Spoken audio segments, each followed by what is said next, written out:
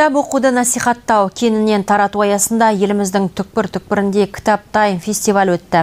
Ал қаламыздың арнайы кітапханасында мектеп оқушыларының қатысуымен білгенге маржан интеллектуалды ойыны ұйымдастырылған. Қатысушылар Ахмет Байтұрсынұлы мен Мұхтар Әуезовтің өмірбаяны мен шығармашылығына байланысты сұрақтарға жауап берді. Екі топқа бөлінген бүлдіршіндер алдына жан салмай білімдерін көрсетіп жарысқан болатын. Бұл алғашқы рет өткізіліп отырғандықтан біз мына балалар жылының ескере отырғандықтан әр қазаққа бір кітап деген акциясын жалғастырғалы отырмыз, яғни қолдағалы отырмыз. Ол міне Арман Қани ағамыздың, жергілікті ақынымыз Арман Қани ағамыздың кітабын осы жас буынға сыйға тартқалы отырмыз бұл фестиваль аясында. Бұл науқан әлі де жалғасын табатыны сөзсіз. Ұйымдастырушылар кітап оқуды насихаттау мен үгіттеу мақсатында бұндай іс-шаралар жиі өткізілетіні жайлы айта кетті. Шара қонақтары арасында Бағжамал Кузинова да бар. Ардақты ұстаз әрі ақын балаларға өлеңдерін оқып батасын берді.